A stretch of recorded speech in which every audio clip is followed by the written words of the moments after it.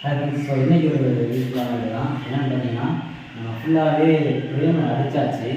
இப்போ இதெல்லாம் டச்சப் பண்ணி வைக்க வேண்டியது நான் சொல்லியிருந்தேன். ஸோ இந்த மாதிரி ஏர் பபுள்ஸு இந்த மாதிரி இருக்கா, இந்த மாதிரி ஏர் பபுள்ஸ் இல்லை, இந்த ஏரியா எல்லாத்துக்குமே டச்சப் பண்ணி வைக்கணும் கலர் அடிக்கிறதுக்கு முன்னாடி. ஸோ டச்சப் பண்ணி வச்சு தேய்ச்சிட்டு அதுக்கப்புறம் கலர் அடிக்கிறோம். ஸோ வீடியோ ஸ்கிப் பண்ணாமல் பாருங்கள். அப்போ நம்ம என்னென்ன ப்ராசஸ்லாம் பண்ணுறோம் அப்படின்றது உங்களுக்கு புரியும். அப்படின்னா தான் நீங்கள் உங்கள் வீட்டுக்கு பெயிண்ட் அடிக்கிறப்ப இந்த இதெல்லாம் பண்ணணும் அப்படின்றது உங்களுக்கும் தெரியும். ஸோ அடுத்த வீடியோஸை பாருங்கள்.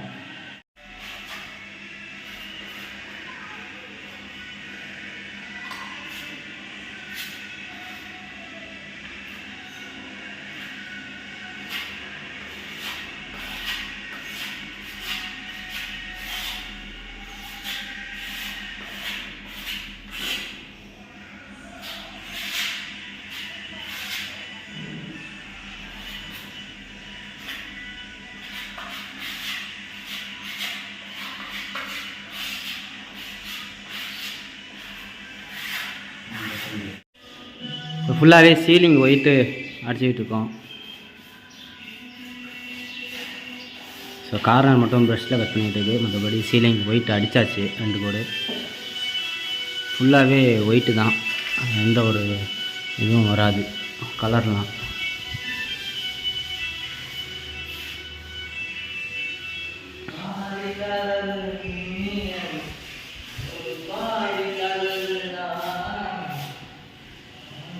ஸோ இந்த 2க்கு மட்டும்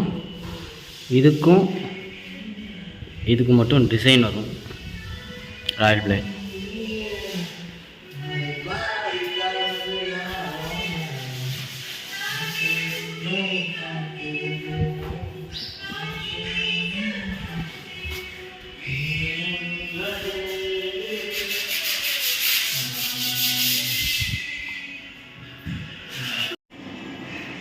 ஃபுல்லாகவே தேய்ச்சாச்சு டச்சப் பட்டி பார்த்து ஃப்ரேம் அடிச்சதுக்கப்புறம். என்ன பண்ண போகிறோன்னா டிராக்டர் சைன். ஸோ நம்பர் வந்து பார்த்தீங்கன்னா 7777 இதான் நம்பரு. க்ரீன் கலரு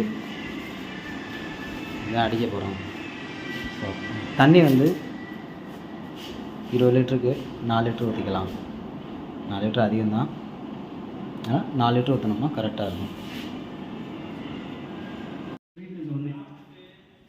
ஃபுல்லாகவே ஒரு கோடு கலர் பண்ணியாச்சு.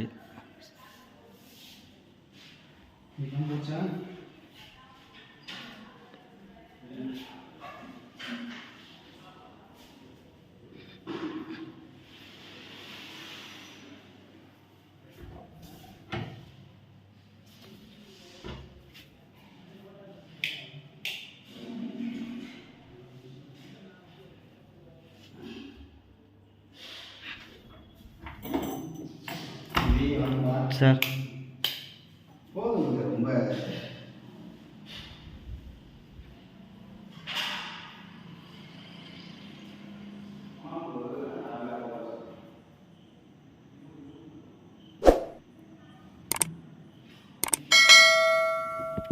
அந்த கலர் மட்டும் தெரியாது, ரொம்ப லைட்டாக இருக்கும். வித்தியாசம் தெரியுதா இதுக்கும் இதுக்கும்?